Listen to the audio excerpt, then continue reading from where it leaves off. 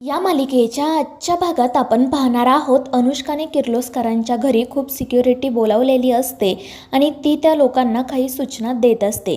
तितक्यात प्रीतम वैतागून तिला विचारतो की अनुष्का हे सगळं काय आहे. तर अनुष्का त्याला आणि प्रियाला सांगते की तो हरीश दिशाला सामील आहे. त्याने आपल्या ऑफिसमधून अनेक महत्त्वाच्या फाईल्स चोरल्यात आणि आता तो कधीही इथे येऊ शकतो.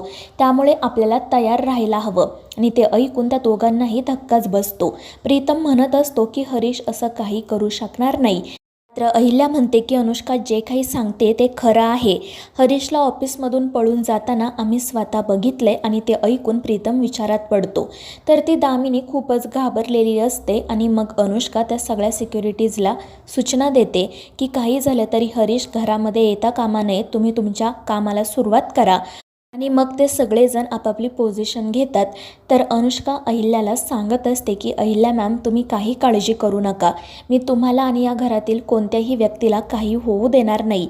तर अहिल्या म्हणत असते की अनुष्का, खरंच या सगळ्याची गरज आहे का? तर अनुष्का म्हणते हो मॅम, कारण तो हरीश दिशाचाच माणूस आहे हे आता सिद्ध झाले आणि ती दिशाना काही करू शकते. त्यामुळे मग अहिल्या सरळ दिशालाच कॉल करते. दिशा हसतच तिचा कॉल रिसीव करते आणि काय झालं सासू मॉम असं विचारते. तर अहिल्या तिच्यावर खूप चिडलेली असते. ती म्हणत असते की दिशा, ताबडतोब हे सगळं थांबव, हा मूर्खपणा बंद कर. तर दिशा म्हणत असते की काय झालं सासू मॉम, त्या हरीशने तुम्हाला सगळं सांगितलं का? पण तुम्ही प्लीज माझ्यावर विश्वास ठेवा, तो हरीश जे काही बोलतोय ना ते अगदी खरं आहे. आणि मग ती मूर्खासारखी हसू लागते. त्यामुळे अहिल्या अजूनच चिडते. तर दिशा म्हणत असते की सासू मॉम, तुम्ही अजिबात काळजी करू नका, अजूनही मी हे सगळं थांबवू शकते. मी माझा सगळा अपमान विसरून जाईल. तुम्ही फक्त माझ्यासोबत एक डील करा. तुमची ती मूर्ख सून आहे ना प्रिया, तिला घरातून बाहेर काढा आणि तुमचा तो वाया गेलेला मुलगा आहे ना प्रीतम, त्याचं माझ्यासोबत लग्न लावून द्या. आणि ज्या ज्या लोकांनी माझ्या लग्नाच्या वेळी माझ्या कानाखाली मारली होती ना, त्या लोकांना माझ्या पायावर नाक घासायला लावा. मी हे सगळं लगेच थांबवेल. आणि ते ऐकून अहिल्या मोठ्याने तिच्यावर ओरडते. तर दिशा हसतच म्हणत असते की अहिल्या, तुला काय वाटलं मी तुला घाबरून गप्प बसेल का? तर तसं काही होणार नाहीये. आता मी तुला रोज असे छोटे छोटे धक्के देणारच आहे. आणि मग ती हसतच फोन ठेवून देते. दुसरीकडे आदित्य पारूला शोधण्यासाठी निघालेला असतो. तो एका माणसाला पारूचा नंबर पाठवतो आणि तिचं लोकेशन ट्रेस करायला सांगतो. त्यानंतर त्याला समजतं की पारू एका गोडाऊन जवळ आहे. तो तिकडे जाण्यासाठी निघतो. दुसरीकडे पारू खुर्चीवरून पडल्यामुळे तिच्या हाताला डोक्याला खूप दुखापत झालेली असते. तिचा तो फोनसुद्धा बंद पडलेला असतो. त्यामुळे ती खूपच काळजीत पडते आणि मग पुन्हा जोरजोरात दरवाजा वाजवू लागते. तर त्या दिशाची दोन माणसं त्या ठिकाणी येतात आणि हसतच म्हणतात की काय गं पारू, तुला इथून बाहेर पडायचं आहे का? आणि त्यावर पारू म्हणते की हो दादा, प्लीज दरवाजा उघडा. आणि मग ते लोक दरवाजा उघडतात. त्यामुळे पारू बाहेर येते. तर ते हसतच पारूकडे बघत असतात आणि त्यामुळे पारू खूप घाबरते. आणि मग ती पटकन खालून माती उचलते आणि त्या लोकांच्या डोळ्यामध्ये फेकत तेथून पळून जाते. मात्र ते लोक देखील तिचा पाठलाग करत असतात. पारू स्वतःचा जीव वाचवत एके ठिकाणी लपून बसते. मात्र तितक्यात त्या दिशाचा एक माणूस त्या ठिकाणी येतो. त्याच्या हातामध्ये कात्री असते. पारू त्याच्याकडे विनवणी करत म्हणत असते की दादा प्लीज सोडा मला. पण तो पारूवर हल्ला करण्यासाठी पुढे जातो. मात्र तितक्यात आदित्य त्या ठिकाणी येतो आणि तो पारूचा जीव वाचवतो. तो त्या माणसाला खूप मारतो आणि पारूला विचारतो की हे सगळं काय आहे. पण तितक्यात दुसरा व्यक्ती त्या ठिकाणी येतो आणि मग त्यानंतर त्या दिशाची अनेक माणसं तिथे येतात आणि आदित्यवर हल्ला करतात. पण आदित्य त्या सगळ्यांना पुरून उरतो आणि मग तो पारूला घेऊन तेथून जाण्यासाठी निघतो. दुसरीकडे घरातील सगळेच जण घाबरलेले असतात. मात्र अनुष्का सतत आदित्यला कॉल करण्याचा प्रयत्न करत असते. तिला भीती वाटत असते की जर तो हरीश आदित्यला भेटला तर प्रॉब्लेम होईल. आणि म्हणून ती अहिल्याला म्हणते की आदित्य कॉल रिसीव करत नाहीये, मी तो कुठे आहे हे बघून येते. पण अहिल्या तिला सांगते की गरज नाहीये, तो स्वतःची काळजी घेऊ शकतो. त्याच वेळी प्रीतम मनाशी विचार करत असतो की मला नाही असं वाटत की हरीश आम्हाला धोका देईल. काही करून मला त्याला भेटायला हवं. त्याच वेळी हरीश नेमका किर्लोस्करांच्या बंगल्याच्या बाहेर येतो. मात्र सिक्युरिटीवाले त्याला आतमध्ये सोडत नाही. हरीश त्यांना विनवणी करत म्हणत असतो की प्लीज मला आतमध्ये जाऊ द्या, माझं महत्त्वाचं काम आहे. मात्र ते लोक त्याला काही आतमध्ये सोडत नाही. हरीशही काही ऐकायला तयार नसतो आणि म्हणून मग ते शेवटी आतमध्ये कॉल करतात. मात्र तो कॉल नेमका अनुष्का रिसीव करते आणि बाहेर हरीश आला आहे हे कळल्यावरती घाबरते आणि काही न बोलताच फोन ठेवून देते. दुसरीकडे आदित्य पारूला विचारत असतो की पारू, हा सगळा काय प्रकार आहे? तू तर मला सांगितलं होतं ना की तू मार्केटमध्ये चालली आहेस, मग तू इथे काय करत होती आणि ते लोक कोण होते?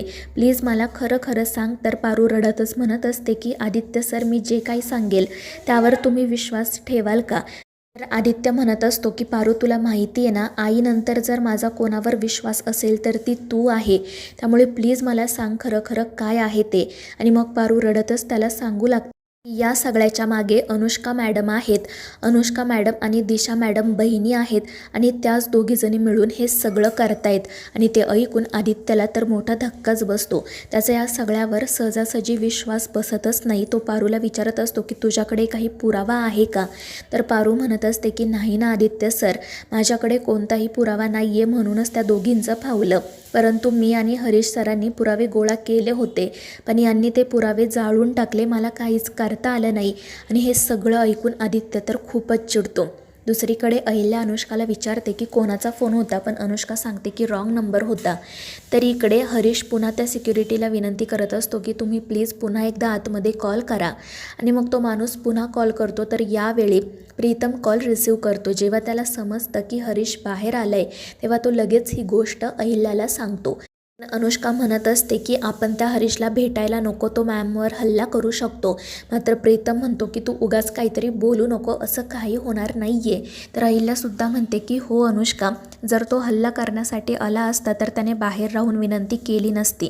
त्याला काय बोलायचं आहे हे एकदा आपण ऐकून घेऊयात, मी स्वतः त्याला जाऊन भेटते. तर अनुष्का म्हणते की ठीक आहे, मग मी सुद्धा तुमच्यासोबत येते. आणि मग त्यानंतर ते सगळेच जण सिक्युरिटीसोबत बाहेर जाण्यासाठी निघतात. दुसरीकडे आदित्य पारूला विचारत असतो की पारू, तू हे सगळं मला आधी का नाही सांगितलं, म्हणजे गोष्टी इतक्या कॉम्प्लिकेटेड झाल्या नसत्या. तर पारू रडतच म्हणत असते, आदित्य सर, आमच्याकडे कोणताही पुरावा नव्हता आणि त्या अनुष्का मॅडमने आणि दिशा मॅडमने माझ्या गनीला आणि हरीश सरांच्या भावाला किडनॅप करून ठेवले. आणि ते ऐकून आदित्य तर अजूनच चिडतो आणि मग पारू त्याला आत्तापर्यंत घडलेला प्रत्येक प्रसंग सांगू लागते. तर दुसरीकडे हरीश आतमध्ये जाणार त्याआधीच एक माणूस त्या ठिकाणी येतो आणि हरीशला म्हणतो की आदित्य सर बाहेर गाडीत आहे, त्यांनी तुम्हाला बोलावलंय. आणि मग हरीशही त्या माणसासोबत दुसरीकडेच जातो. तर इकडे अहिल्या, अनुष्का, प्रीतम आणि मोहन हे सगळेच जण बाहेर जाण्यासाठी निघालेले असतात. पण जेव्हा ते बाहेर येतात तेव्हा त्यांना त्या ठिकाणी तो हरीश दिसत नाही. आणि तितक्यात मोहनचं लक्ष जो माणूस हरीशला घेऊन चाललेला असतो त्याच्याकडे जातं. काहीतरी गडबड आहे हे त्याच्या आणि प्रीतमच्या लक्षात येतं आणि ते दोघेजण लगेच तिकडे धाव घेतात.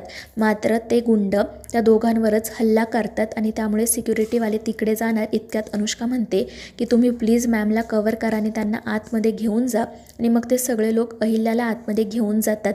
तर इकडे मोहन हरीशला त्या गुंडांसोबत बघतो, त्याचा गैरसमज होतो आणि ते गुंड मोहनच्या डोक्यात काठी मारतात. त्यामुळे मोहन आणि प्रीतमला काही करता येत नाही.